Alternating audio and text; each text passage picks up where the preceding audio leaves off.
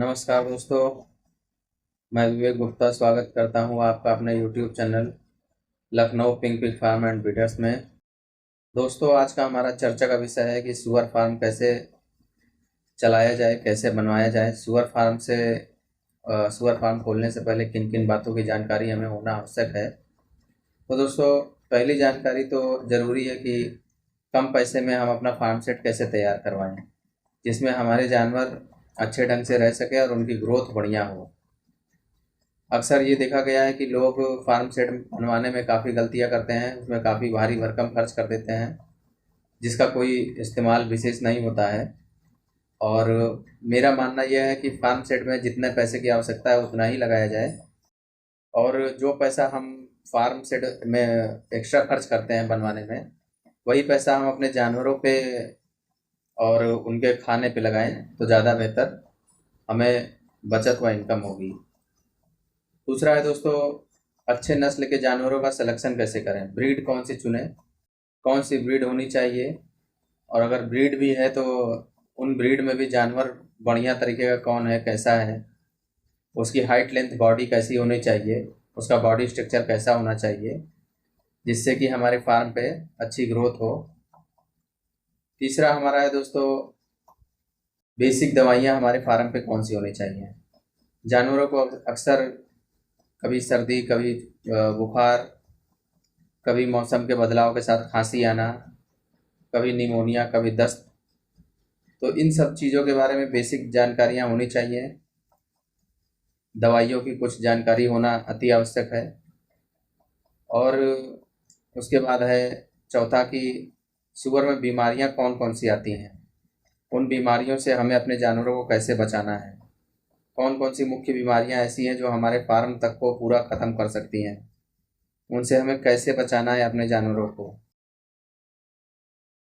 ये सारी जानकारियाँ होनी बहुत ज़रूरी हैं।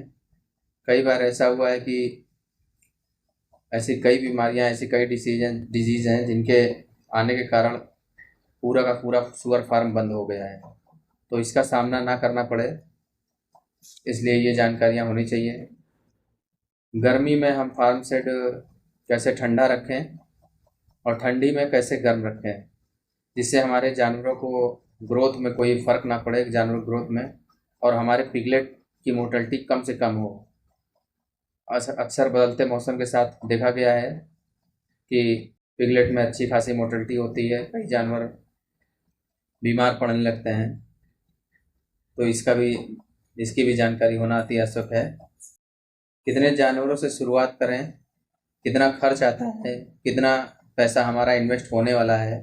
कई भाई नहीं जान पाते हैं कि हमारा कितना खर्च होगा, कितना खर्च नहीं होगा, और वो या तो फार्म सेट में ज़्यादा पैसा लगा देंगे, जानवर में नहीं लगा पाएंगे, या फार्म सेट अच्छा नहीं बनाएंगे, जानवर के लिए बचा के भी रखते हैं तो पैसा उनका कम पड़ जाता है।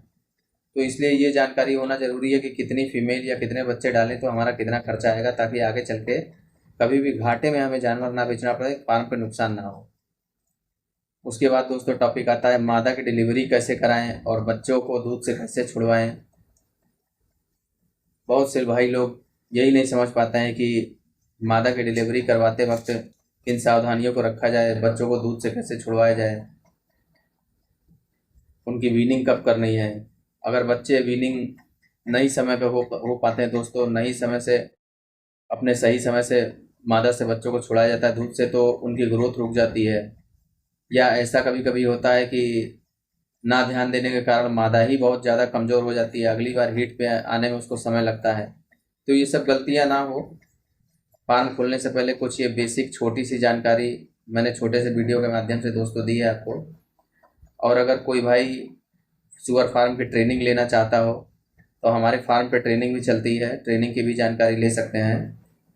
हमारे यहाँ पिगरी की पूरी A to Z सारी जानकारियाँ दी जाएगी, और हमारा ये पूरा प्रयास रहता है कि जो भी भाई हमसे जुड़ के हमारे यहाँ से ट्रेनिंग लेता है उसका फार्म सेट बढ़िया बने, आगे भविष्य में वो ग्रोथ करे।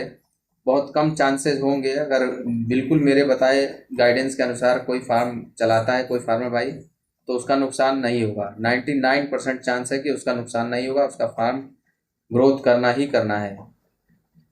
तो अगर आप ट्रेनिंग लेना चाहें तो मेरे नंबर पे कॉल कर सकते हैं। मेरा नंबर है 8853608151। आज के लिए इतना ही दोस्तों।